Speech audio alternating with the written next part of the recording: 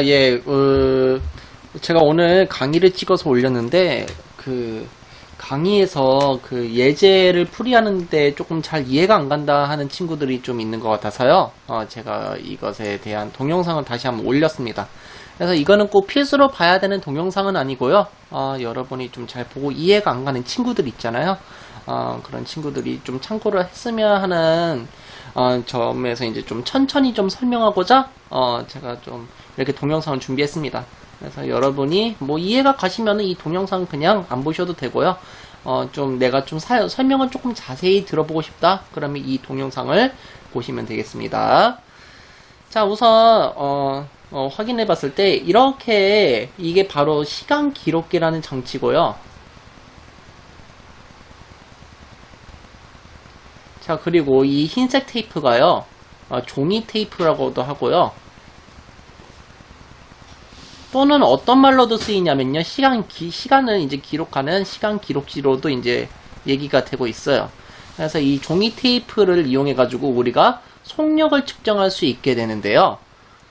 우리는 이 시간 기록지에서 이 간격 있잖아요. 이 간격을 보고 이제 속력을 계산해낼 수 있게 됩니다.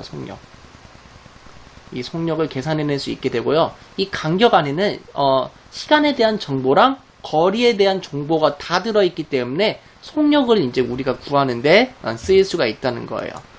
그래서 시간 기록계는요, 1번부터 보면요, 계속 같은 자리에서 엄청 빠르게 점을 찍고 있다는 거예요. 그래서 이게 어느 정도로 빠르냐면요, 1초에 약 60번 정도 점을 찍는 겁니다. 그래서 1초 딱 할 때 60번의 점을 찍는 거예요. 엄청나게 빠른 속도로 점을 찍고요. 너무 빠르다 보니까 드드드드드드드드 막 이런 소리가 난다는 겁니다. 그래서 재봉틀 소리가 날 정도로 엄청나게 빠른 속도로 찍어내고 있고요.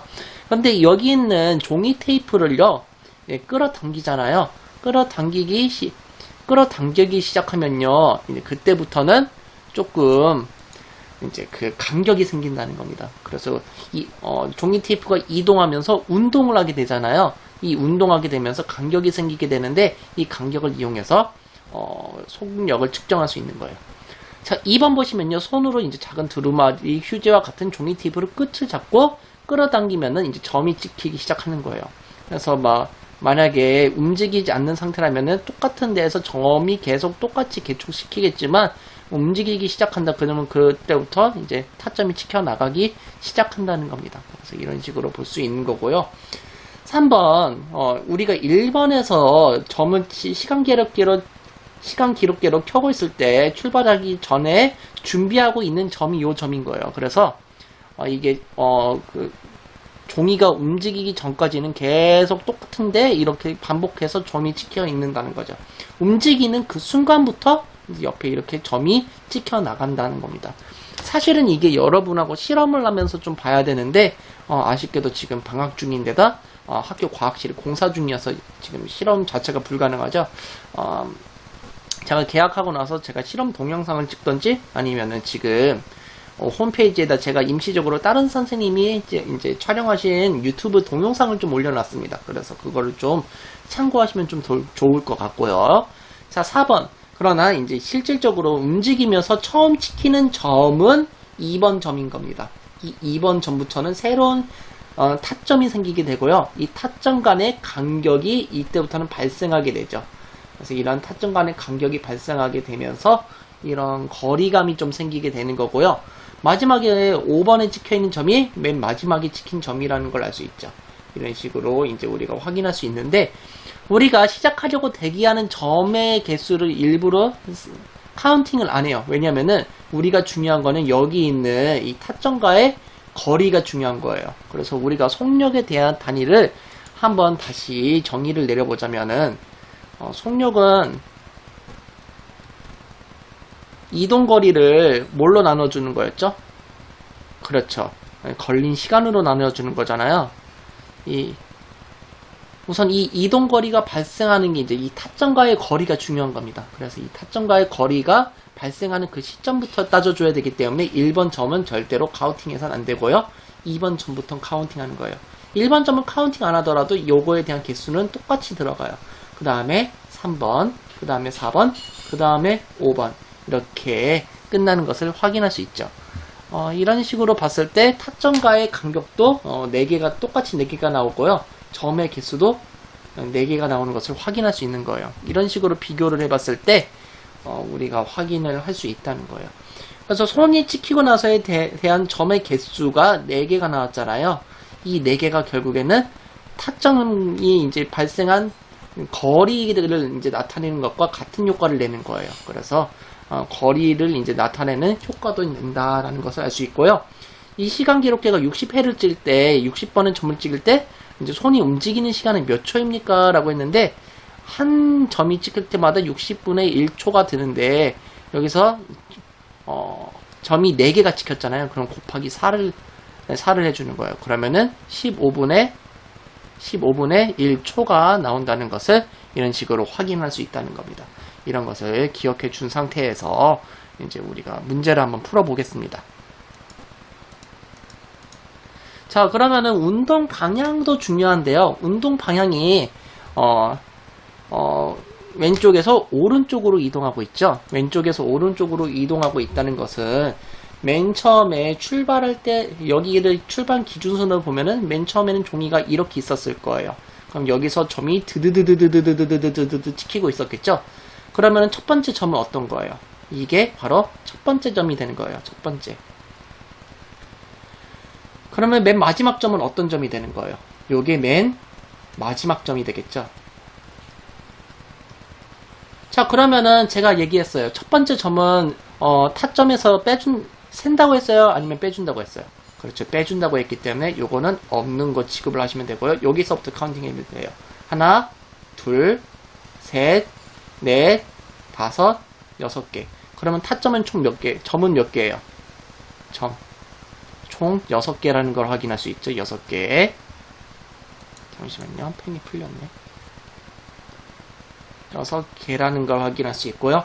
자, 여기에서 시간이 6분의 1초가 걸렸다고 했어요. 그러면은 우리가 속력은 이동거리랑 걸린 시간을 알아야 되는데 우선 걸린 시간을 알아야 되잖아요. 그러면은 1분에 60초였는데 거기다 곱하기 몇을 해요? 6을 하죠. 그러면은 총 몇 초가 걸려요?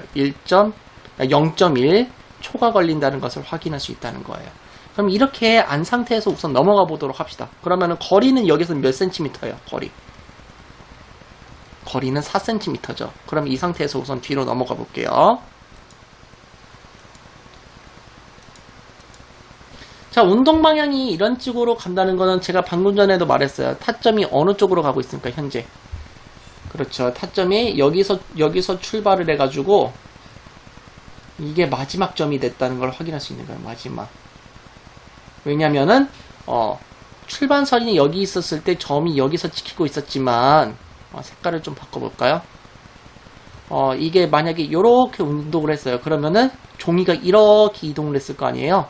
그럼 여기에서 찍혀있던 점이 여기에서 이제 찍힌 것을 이렇게 찍혀 있는 걸 확인할 수 있고, 그 다음부터의 점은 이런 식으로 이제 벌어진 상태에서 이런 식으로 점이 찍히는 거예요.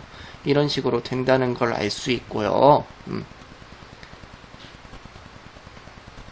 그러면 우리가 한번 계산을 한번 해보도록 할 텐데요. 우선 타점에 점이 6개가 있다고 했죠. 그러면은 1분에 60초가 한 점이 찍힐 때 걸리는 시간이기 때문에 거기에도 곱하기 몇을 내준다? 6을 해주면은 0.1초가 나온다라는 것을 알 수 있고요. 거리는 몇 센티미터였어요? 4cm인데 이거를 미터로 환산하면은 0.04m가 되죠. 우리가 속력에 대한 단위가 두 가지가 있다고 했어요. 어떤 게 있다고 했죠? 처음은 미터 퍼 세크가 있고요. 두 번째는요, 킬로미터 퍼 아워가 있다고 했어요. 그런데 저는 여기서는 미터 퍼 세크라는 단위를 한번 써보도록 할 거예요. 그러면은 좀 복잡하니까 지우고 이제 중요한 정보만 한번 적어 놓도록 하죠. 자, 속력은 어떤 거랑 어떤 거죠? 그렇죠. 이동 거리를 뭘로 나눠준 거예요? 걸린 시간으로 나눠준 거죠? 자, 걸린 시간으로 나눠줬는데, 자, 이동 속력을 그러면은 여기서 이동 거리가 방금 전에 0.04 미터라고 배웠고요. 걸린 시간은 몇 초였어요? 0.1초가 걸렸다는 것을 확인할 수 있었죠. 그러면 0.04m에서 0.1초로 나눠준 거예요. 그러면은 우리가 번분수로 한번 해보면요. 100분의 4 그리고 10분의 1 이렇게 되겠네요. 그러면 안에 거 곱하고 밖에 거 곱한 상태에서 요거는 나눠주면 되겠고요. 그러면은 몇 분의 몇이 되겠어요?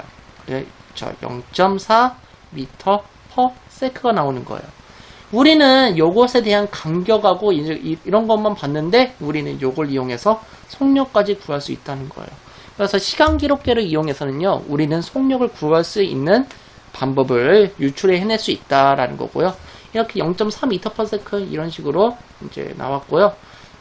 만약에 우리가 cm 단위로 알고 싶다 그러면은 이런 식으로 구해 주셔도 되는 거예요. 그런데 우리는 보통 단위를 m/s나 m/s나 이제 km/h로 쓴다는 거죠. 그래서 이걸로 보통 환산을 많이 해주고요. 우리 과학에서는 이렇게 두 가지의 단위를 좀 많이 사용하고 있습니다. 조금 길게 설명했는데 여러분이 이 문제를 푸는 건 조금 중요해요. 그래서 시간 기록계라든지 그런 거는 나중에 2학년, 3학년 그리고 고등학교 가서도 충분히 활용이 가능하고 속력에 대한 기본적인 단위를 이해를 못 하잖아요. 그러면 물리를 하실 수가 없어요. 그렇기 때문에 여러분이 꼭 문제집이라든지 교과서를 좀 꼼꼼히 읽어보고 복습해보는 시간을 가지는 게 참 좋을 거라고 이제 생각이 듭니다. 자, 오늘은 이렇게 보충 강의를 여기서 끝내겠습니다.